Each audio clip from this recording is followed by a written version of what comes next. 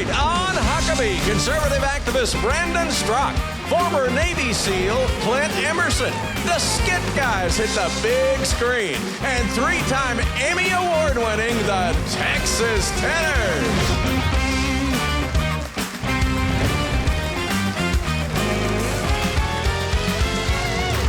That's Trey Corley at the Music City Connection. And I'm your announcer, Keith Bilbrey. And now, here's Mike Huckabee.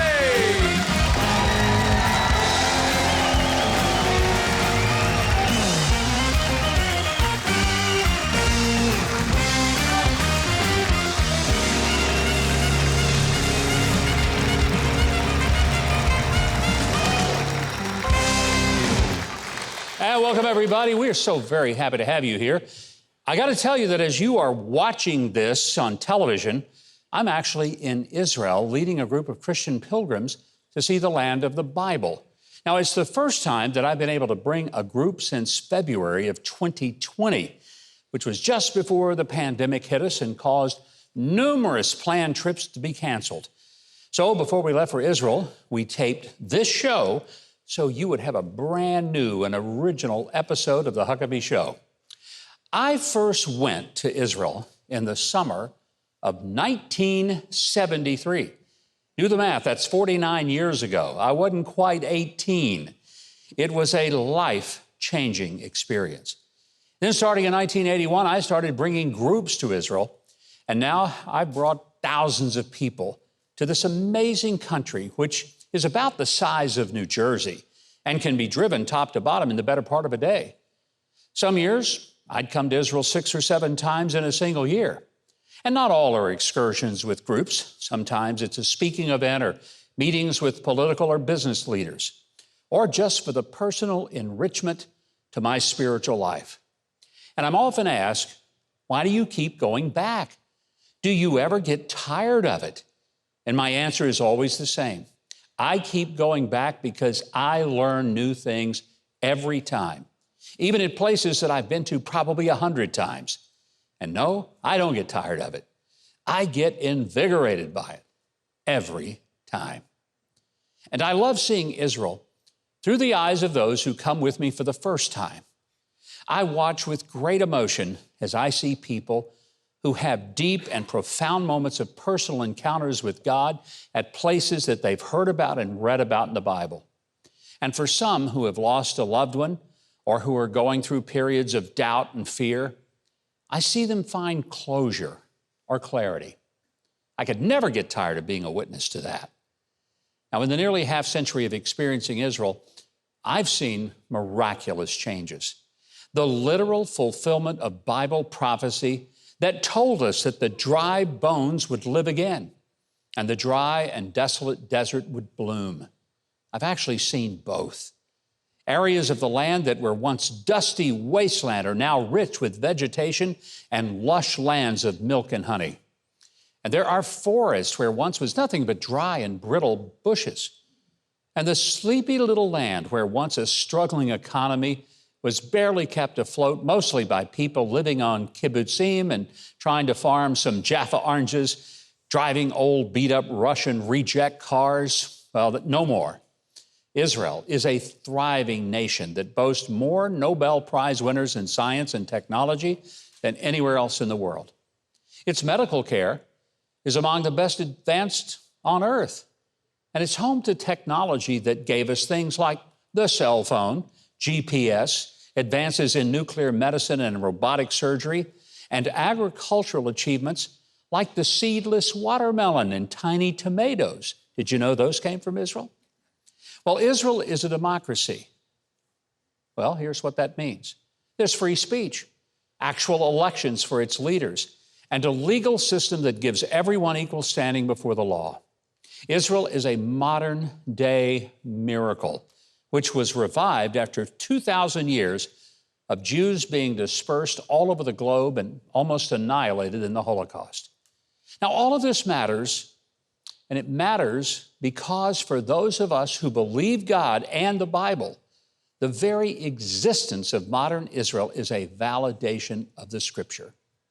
And archaeology continues to discover treasures and truths from thousands of years ago, like in the incredible discoveries in the city of David. And after all these years, there has never, not once, been an archaeological discovery that controverted a single verse of Holy Scripture. Because God has kept His promises and validated that His word is trustworthy when very few things on this earth are trustworthy. So yeah, it's still a place I want to go over and over. In fact, I'll go back next February and take a group. Maybe you'd like to go with me. Not too early to start planning for it. I've got all the details at thegreatesttrip.com. And one reason I'll go again is because the crazier this culture becomes, the more refreshing it is to know that God spoke truth that stands the test of time and space. And we can visit that space and see it for ourselves.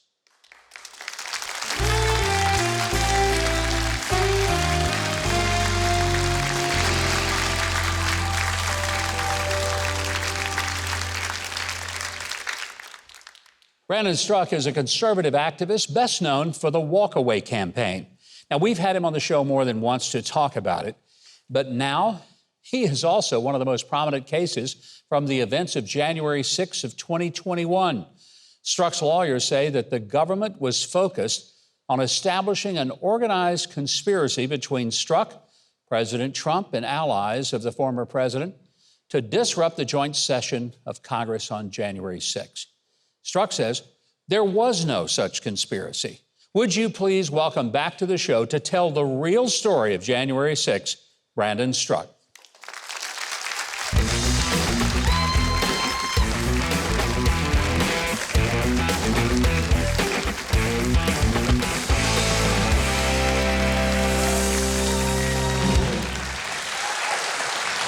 Man, since you were here before... I've been busy. Whoa, have you ever?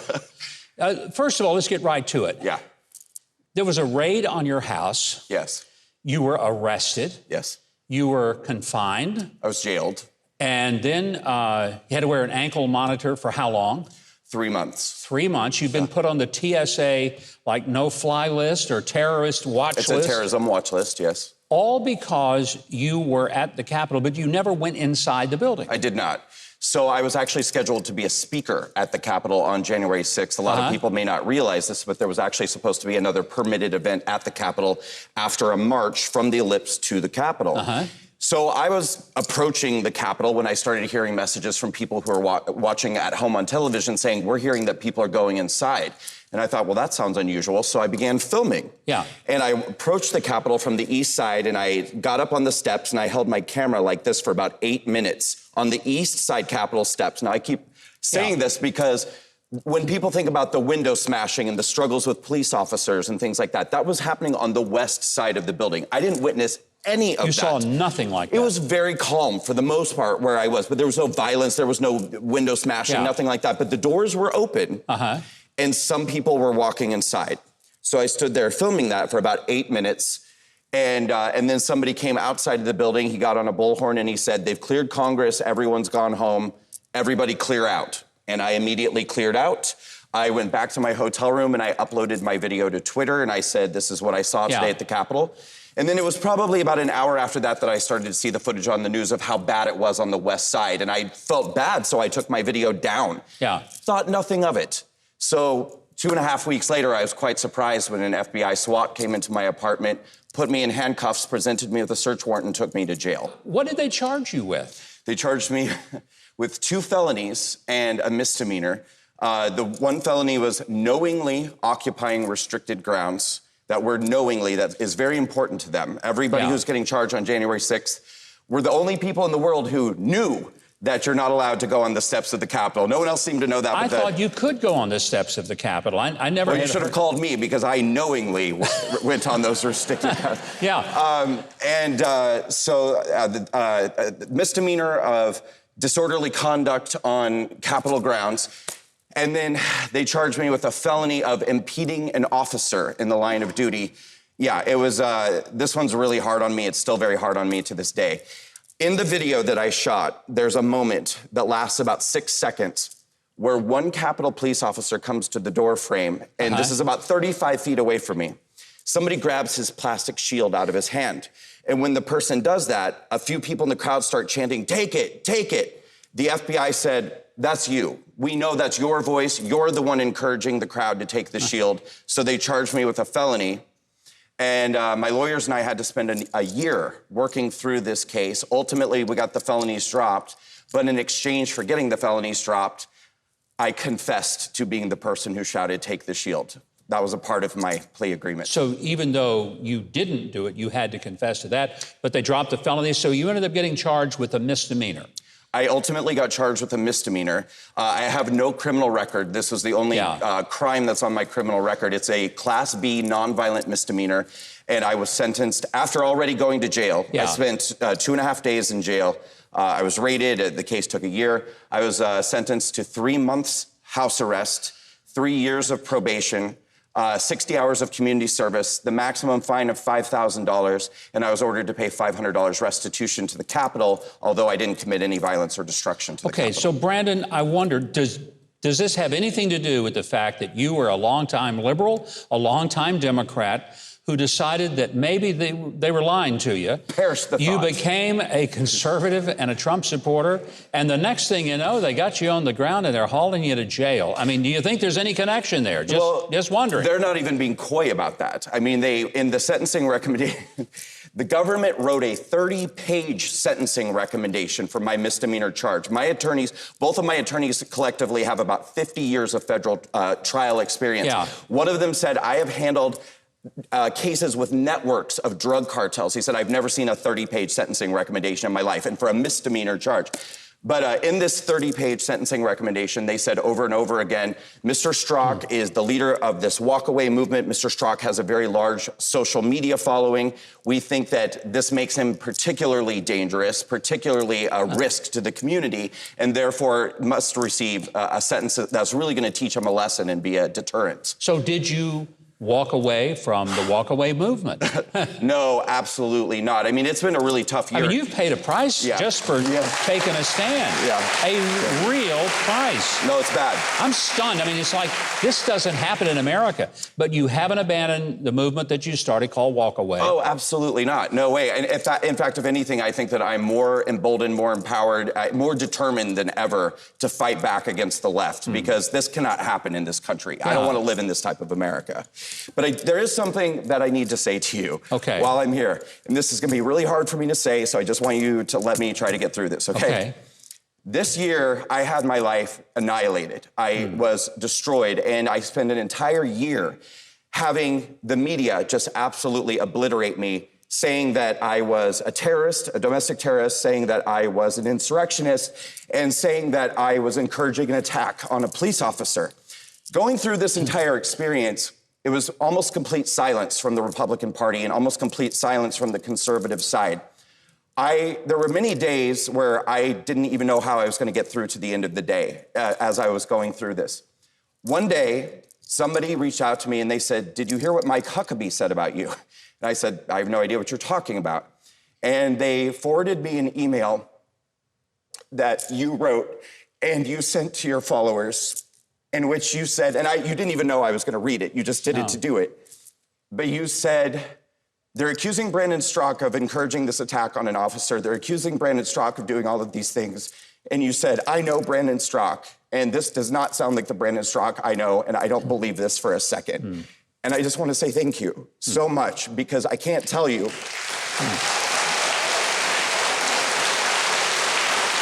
Well, I believe in you. I do. I can't tell you how much that meant to me. Thank you. Thank you. And Brandon, thank you for not giving up. I just want to say thank you for having the guts to just fight back and not to walk away from a movement where you're trying to get other people to say, look at what's happening to our country. That's right. Now, if you want to keep up with Brandon online, and I really hope you do, this guy needs your encouragement and your support. We have a link to Brandon at Huckabee.tv. You'll go directly to his Walkaway movement, and I hope you can encourage some of your friends to join Brandon in walking away from the craziness that has happened in this country. All right, Keith Bilbrey, don't you go anywhere. Don't you dare walk away, because we want to hear about the rest of the show. I'd love to. Coming up, retired Navy SEAL and author Clint Emerson. Later, classical music hit makers the Texas Tenors perform on Huckabee.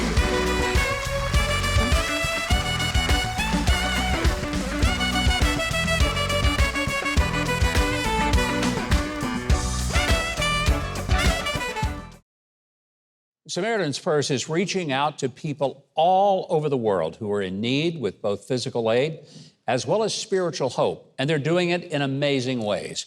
And when you give a gift to Samaritan's Purse, you're directly reaching out all over the world with the hope and truth of the gospel. I hope that you will consider going to the Samaritan's Purse website or calling them, but doing it today and giving a gift of any size because it will matter. Thanks, and God bless for helping. Clint Emerson is a retired U.S. Navy SEAL with 20 years of special ops experience.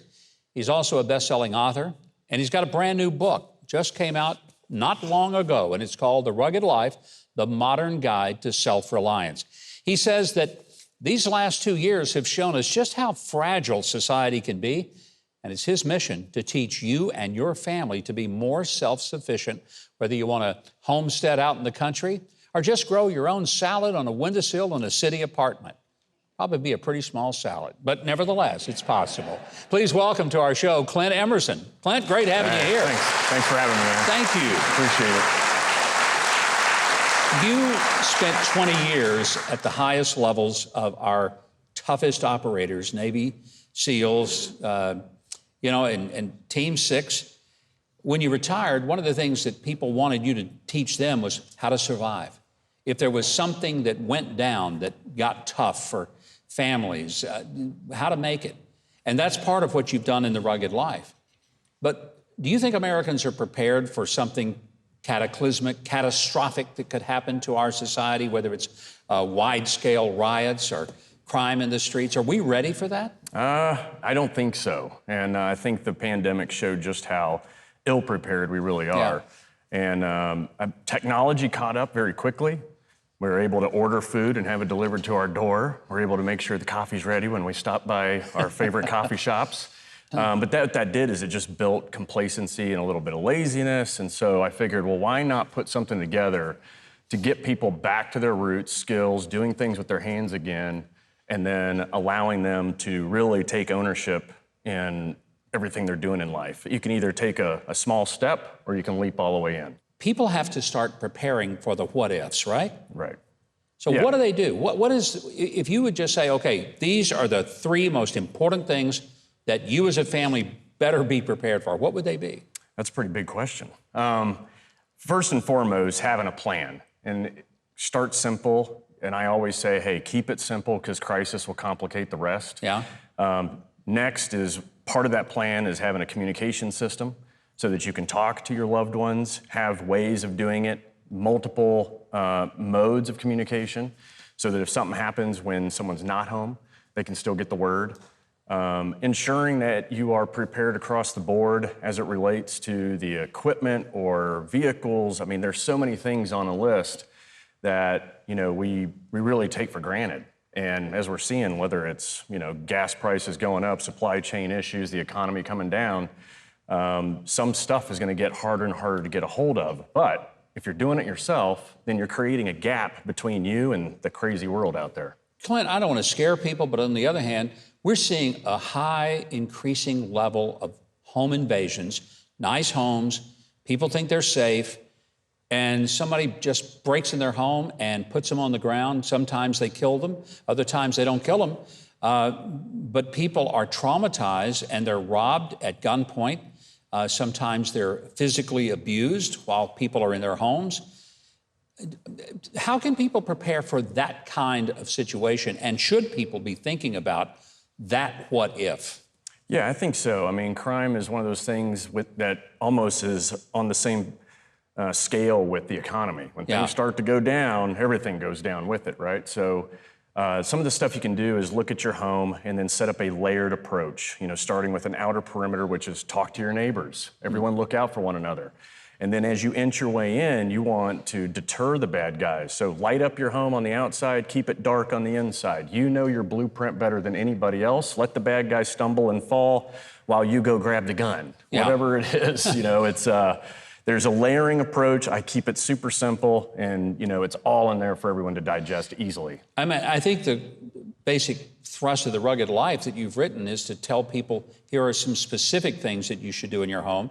Now, if people say, you know, I'm going to get a gun, I'm going to protect myself, it's sort of incumbent upon them to learn how to use it and use it properly so they don't hurt themselves, right? No doubt about it. Safety first, training all the time. Make sure you get the education and knowledge from experienced professionals, and then you've got to get out on the range. And most people think it's all about the shooting, but how I draw it becomes really important. And most people think, oh, I'll put it in my nightstand, I'll keep it in my purse. But those aren't places where it's readily available. You know, you've got to make sure when you're doing concealed carry, you're doing it right and you actually train it all the time. I say, before you leave the house, you stand in a mirror and you actually practice your draws 10 times. You know, you're good to go, just to keep the muscle memory, you know, fresh. A lot of women are very afraid if they get out of their car to pump gas, somebody can carjack them, take their car, sometimes with a kid in the car. I mean, those are real things that happen to Americans every single day. Are there tips in here for how to better protect yourself against those things that you're just going about your business, and even in a nice neighborhood, and it still happens? Yeah, there's an entire chapter on be your own protector, and it gives some great points and skills that everyone can focus on. But the other series of books I have, 100 Deadly Skills, really dives in deep onto those types of skills. Anybody that's been a Navy SEAL for 20 years, I don't want to mess with you. People would mess with me. They ain't going to mess with you. So I want to find out what I can do, not to be a Navy SEAL, but to be better prepared to protect myself, my family, and my home. And I'm so grateful. The Rugged Life is the book, and it is available. It is out now. You can find it anywhere books are sold. And I hope you will check out the links that we have to it on Huckabee.tv. And we also have links to more on Clint and other books and materials that he has produced. Right now, we've got a very rugged announcer, and he won't let anyone come over there and take that podium from him. So we're going to turn it over to him because we're scared of him. He'll tell us what's coming up next. You better not try. Next, headline stories to make you laugh on Mike's In Case You Missed It. Plus, magician Eric Jones. More Huckabee is on the way.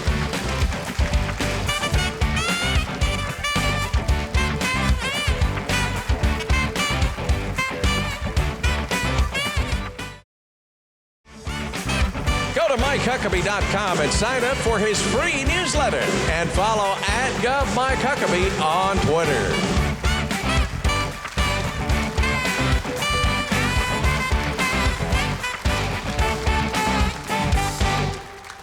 And welcome back. By the way, I know you recognize the song Magic Carpet Ride by John Kay and Steppenwolf from back in the 60s. And we're two of the people that actually lived through it and remember living through the 60s. We know the lyrics, man. We do. We could play that song. You don't know what you will find. I'm a me little girl. Do you know who sings that, Keith? But you know why I love that they played it? Because this band can play anything. Anything. Anything. They're amazing. And we are so grateful for Trey Corley and the Music City Connection.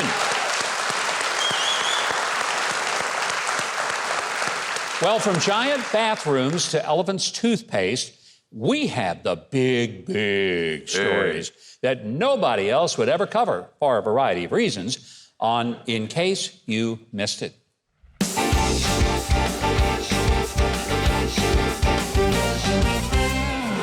Well, I've got to be very delicate in reporting this first story, because I bet some of you grew up in the country and you know what an outhouse is.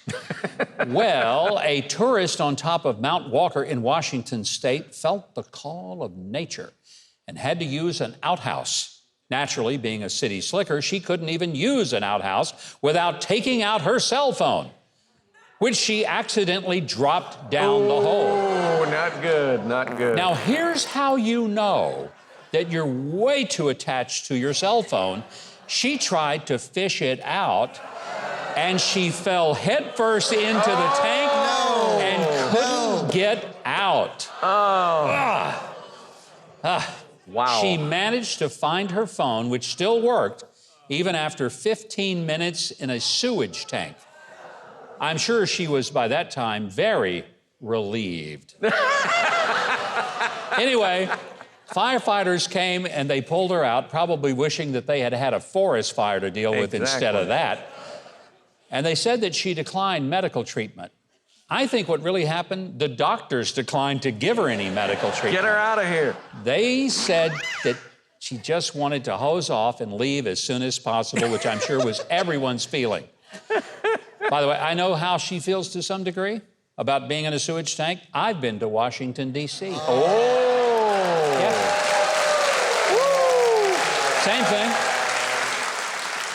Speaking of bathrooms, there's a house for sale in Lancashire, England at a deep discount. And the reason? Probably because it has kind of a weird floor plan. The kitchen is tiny, but look how spacious the bathroom is. Look at this. That's the bathroom. Wow. That's what HGTV would call the open bathroom concept. It's like a bathroom for basketball players. I mean, if you need that much toilet leg room, then the bathroom mirror needs to be hung a whole lot higher, right? Yeah, exactly. Well, this isn't a Guinness World Record, but a study by Swedish scientists have named vanilla as the world's favorite smell. I noticed that it wasn't an outhouse, was not on the list, but vanilla. And they asked people from all different cultures, ranging from fishermen to city dwellers to indigenous hunter-gatherers, to rank 10 different smells. Vanilla was named the most pleasant, followed by pineapple and lavender. Hey, come on, people, wake up and smell the coffee, right? What's wrong with these By the people? way, the least popular smell was a combination of stinky cheese and sweaty feet. Wow. Somehow that does not surprise me. Although that smell was #1 in France. Yeah.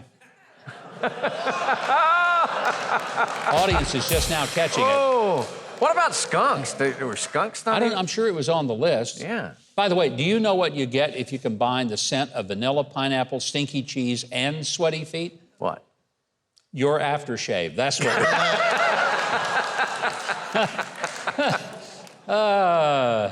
Have you ever heard of elephant's toothpaste? I don't think I'd ever heard of it before. No, that's new on me. It's something I had to learn. It's the foaming chemical reaction that you get when you mix hydrogen peroxide and dish soap with potassium iodide. The Kiwi Co-Educational Toy Company wanted to set a world record for the biggest elephant's toothpaste reaction on ABC's Live with Kelly and Ryan, and here is what happened. Now that's a huge reaction, isn't it?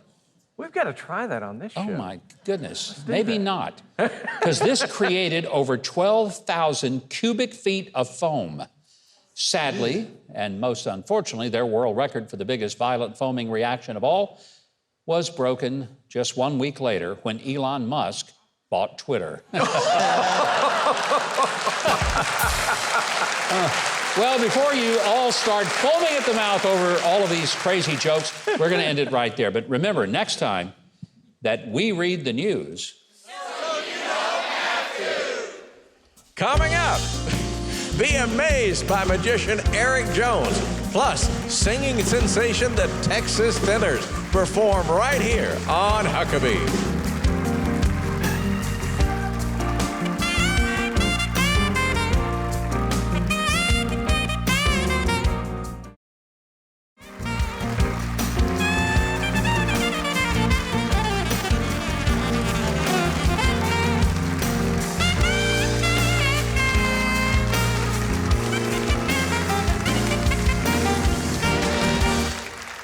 And welcome back, everybody. Now, we are here with magician Eric Jones. When he was with us before, he pulled silver dollars out of thin air. So with the price of gas lately and inflation, I said, we got to get him back right now. He has performed for top corporations at the Magic Castle and on TV in 19 different countries, including America's Got Talent, and he has fooled Penn and Teller. He's back for a much easier feat of simply fooling us again.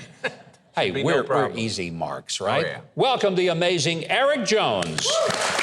Good to have you back, Eric. Thank you so much for having me back. Good to see you. Good to see you. So the last time I was here, I did something really cool with money. I want to step it up a little bit, but it's still going to use a little currency. And Did we get to keep it? No. No. These are collector coins. I actually got them from my grandfather. Yeah. These are really old Walking Liberty American half dollars. If you don't mind, take a look at them. Make sure they are exactly what they seem to be. They seem to be the real deal. Yeah, yeah. It's got a date on them. Don't do that, man. Don't bite into it. It's like 1945, I think.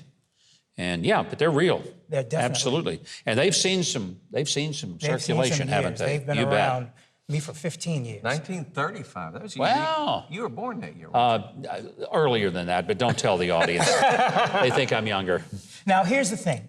Money is legal tender. It's made to change hands from your hands to your bill collectors, from your bill collectors to the bank. And to the IRS. Or to the IRS. Yeah. And eventually they can find their way back to you. Sure. I'm going to show you how money passes from one place to the other. Now, it's important that you can see everything that happens. So if you can see all 4 coins, make sure you let the audience know you I can see all can, 4. you bet. Here's the idea. Okay. Watch closely.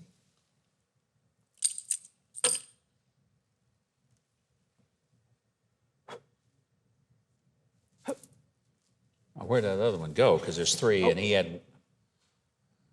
There it is, in the other hand. That would be the first one. But, you know, a lot of people might think that all this is sleight of hand. Yeah. Or maybe it goes up the sleeves. Yeah. But the entire dynamic of this thing changes when the magic comes out of my hands and into yours. Are you willing to help? Sure. May I ask, are you left or right-handed? I'm right-handed. Would you mind opening your right hand kind of like a table? And what I'm going to do is I'm going to leave these 3 coins here on the palm of your hand. So you've got 3. Okay. I've got 1. Oh, you get... Would don't you have mind? any. Yeah, not yet. Yeah. But he's used to that. He's used to that. If you don't mind, take your left hand and very gently cover the coins. And you can see mine. Now, in a moment, I'm going to have you cup your hands like I'm doing here, and I want you to shake the coins very gently. Okay. Go ahead and start very gently. And let some air in there so you can hear them jingle. And listen. Listen. I hear them jingling. I hear him. Do me a favor, dump yours here onto the table. How many have you got? Whoa.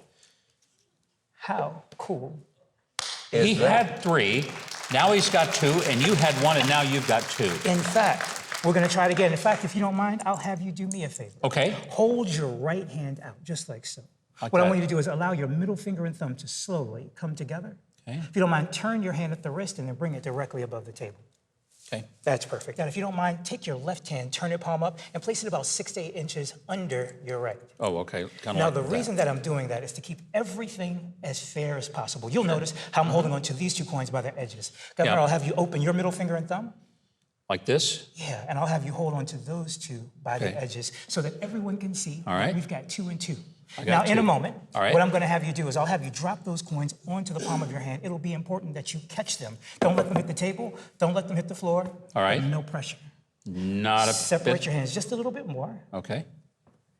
And what's going to happen is it'll happen after 3, meaning 1, 2, 3, then you'll let go and catch. Okay. Taking a deep breath. Slowly exhale. 1, 2, 3.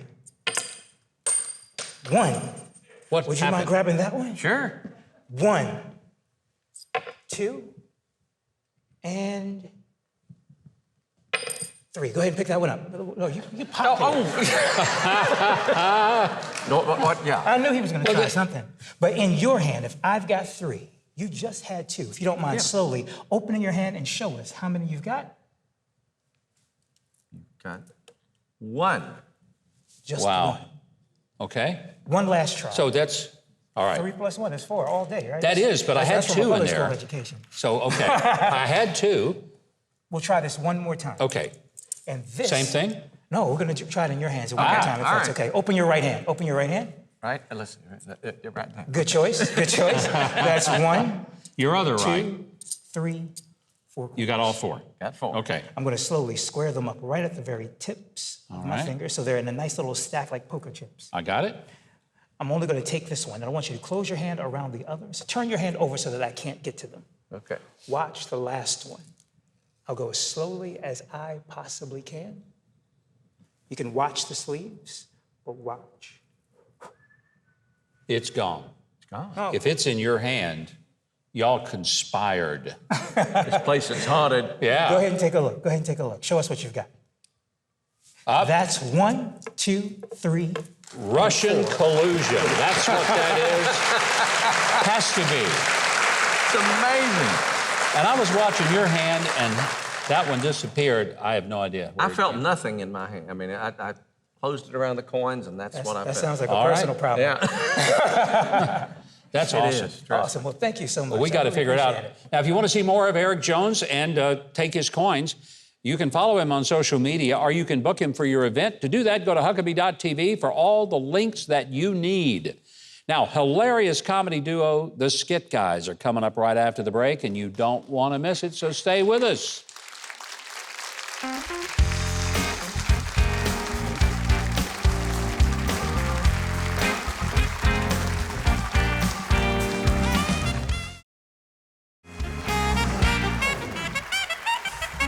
Go to shop.huckabee.tv and represent the Huckabee Nation wherever you go. Get your very own Made in the USA Huckabee mug, t-shirts, and more.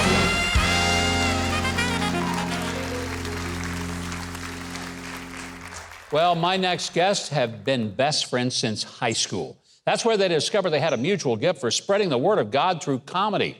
Their hilarious new movie, Family Camp, just opened nationwide. Here's a little sneak peek right here. Daddy's bringing home the honey.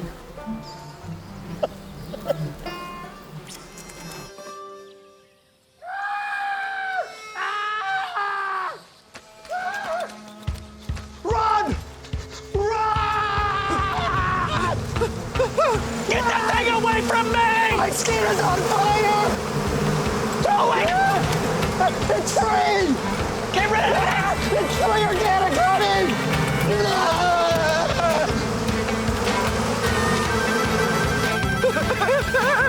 That's a copay! Please welcome the Skit Guys, Tommy Woodard and Eddie James.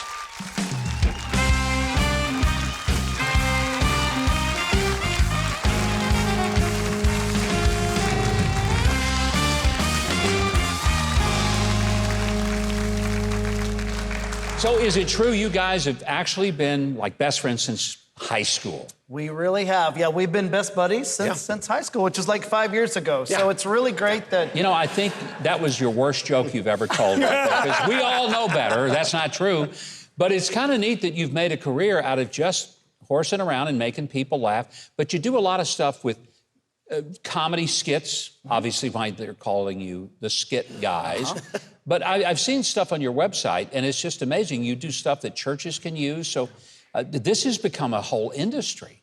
Yeah, we had no idea. We are the product of our youth ministry. Our youth pastor gave us 5 minutes every Wednesday night to do a skit. We would steal something from Saturday Night Live and try to make it Christian. Yeah. Now that would be creative. Very hard to do. Very hard to redeem those skits. Because the skits in the 80s, all the skits in the 80s were, you had to get to Jesus very quickly. So the skit in the 80s would be like, hey, Joe, you seemed really sad at school today. I was really sad at school today. You need Jesus. Thank you. That was a skit. And that was that was a skit. Yeah, that's really moving, I'll tell you. Yeah.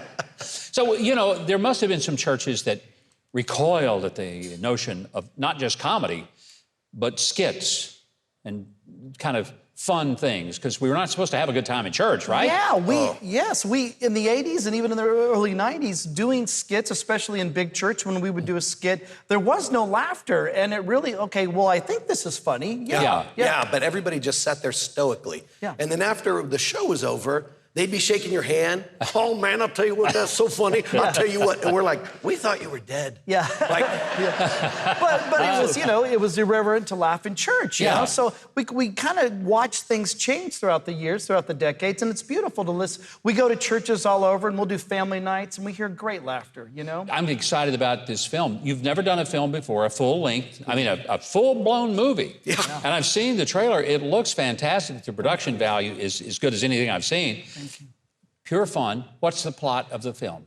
We have made the first faith-based, family-friendly comedy, and we're really, really excited. The plot is two families go to family camp with a lot of other families. His family, you did not basically finish the registration online. Right. Yes, and so I don't want to go to camp. I've been blackmailed by my wife to go to family camp. You have to do it. I have to. Yeah, got it. And my family loves camp, and so we His family loves camp too much. So we end up sharing a yurt together, which is just a glorified cabin. cabin, right? Yeah. And hilarity and hijinks, you know, we're the odd couple and we have to figure out how to make things work, and our families, we all learn lessons along the way, yeah. So when theatrical release? Yes, yeah. Being theaters and... Over starting in 900 theaters across the country. That's a big open. Yeah. Oh, thank you. Big open. Thank you. You know, I hope our audience understands that when there are good family-friendly movies, especially comedies and things that entertain us, if Christian people, and they don't have to be Christian to enjoy it, but if Christian people don't support these kind of films, there won't be many of them. You're right. Because there's a lot of money invested to put one on the screen. And I think it's really important that people understand when people say, I just hate what movies have become. They're nasty, they're dirty, they're the filthy talk and all the things with them. You put out one, and if people go see them, there'll be another studio that'll say, hey, maybe we ought to be doing more films like that. Yes, sir. Yeah. Mike, that's the idea. Yeah. Like, that is the idea. So, like, opening May 13th, it's like, how many of us can go to the theaters? Because that sends the message, you know? And we think we've made something. One of the things we love is that we have a TV show that we do, and people will say, you know what, I can't get my dad to go to church, but he loves to watch your show, you know? And so we think we've created a movie that, like, you would be happy to invite a neighbor, a friend, a family member, you know, to go see it. I mean, it's really funny. Yeah. And we need to laugh. And we're living in a time where there's not a lot to laugh at right now in our country. You know, saying, oh, that gas price, that's funny. Oh, boy, I just bought groceries. That's a real knee slapper. So, you know, if you can go and be entertained and escape, which is what movies are supposed to do, give us a way to escape from it. So I hope that people will go see it. But I want to, before we let you go, tell us what you also offer to churches, youth ministries, and to churches all over the country in terms of writing and preparing skits and videos for it. Yeah, we have tried really, really hard. We like to say that we are pastors more than pranksters. We get the local church. Every video that we have, and including this movie, we believe in the 3 H's. Humor, heart, and hymn. So we point him to God. So we believe laughter breaks down walls for truth to enter. And when you laugh and your walls break down, you just got to have something good to say. And we try to point him to God. And especially in the videos for churches on skitguys.com, we try to just be a supplement, never to give away the pastor's sermon or anything like that, but just be an additive to what they're doing. So Well, some great stuff that you guys have been doing. Obviously doing it pretty well to be able to do it for 30 years. But the movie Family Camp is one that you need to see. It opened in theaters this weekend.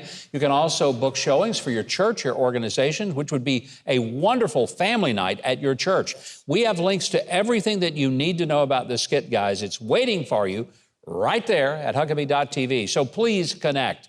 Right now, Keith, why don't you tell us how we're going to finish this great show? We may go to family camp after it's all over. Well, coming up, classical music sensation, the Texas Tenors are on Huckabee.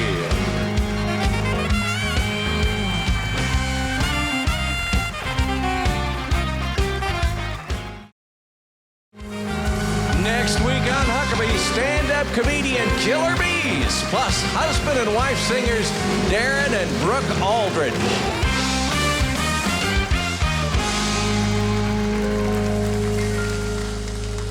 And welcome back. We are very excited to welcome the Texas Tenors. They are famous for powerful vocal harmonies, and they've become a fan favorite on NBC's America's Got Talent when they participated there.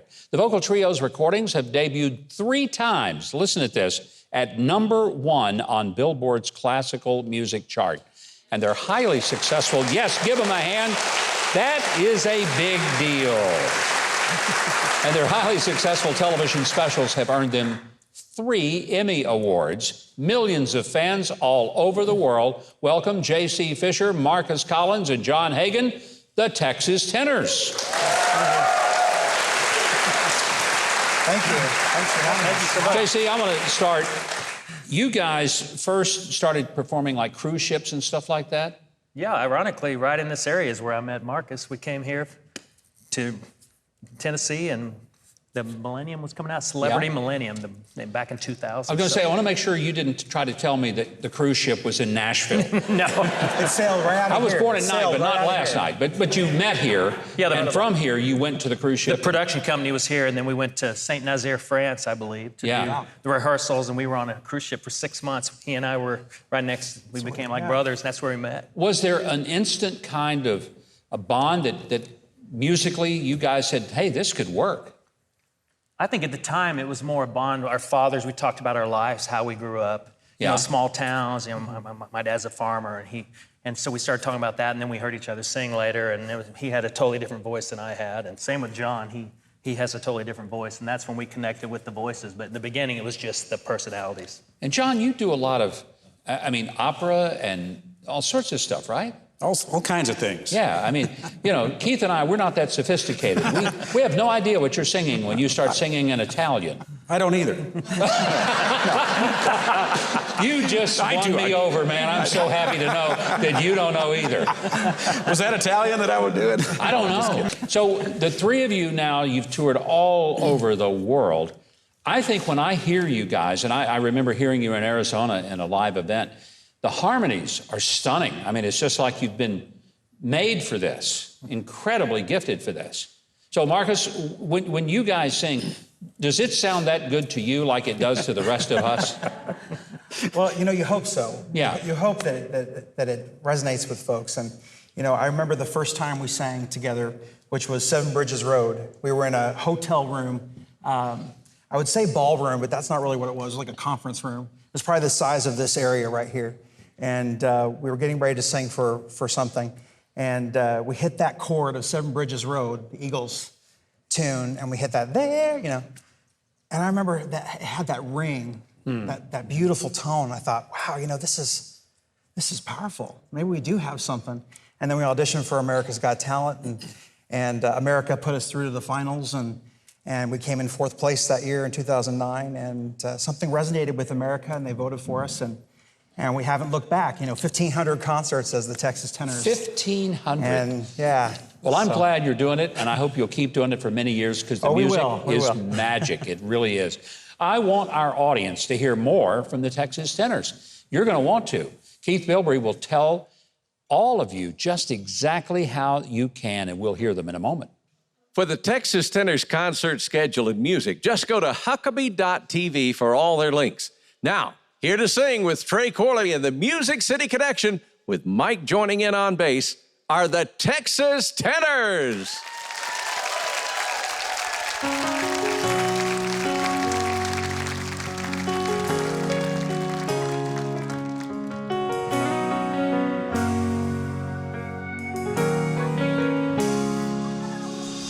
Traffic light where you stop just in time. A mother's tears looking in her baby's eyes. A stranger's smile just when you were feeling so invisible.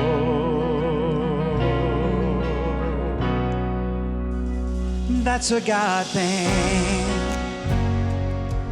I don't know what it is, but I know it's a God thing.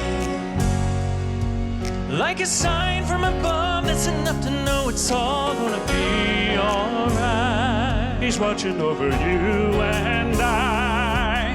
There's just some things you can't explain. That's a God thing.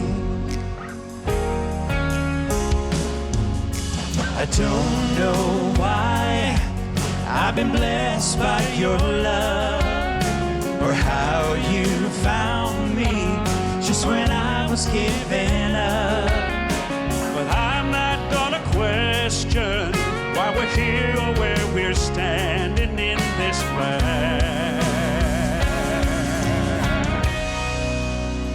That's a God thing. Now I don't know what it is, but I know it's a God thing. Like a sign from above, it's enough to know it's all gonna be alright. He's watching over you and I. There's just some things you can't explain. That's a God thing. 'Cause I believe in something so much bigger than us. A kind of grace, a kind of love. That's a God thing. I don't know what it is, but I know it's a God thing. Like a sign from above, that's enough to know it's all gonna be alright. He's watching over you and I. There's just some things you can't explain. That's a God thing.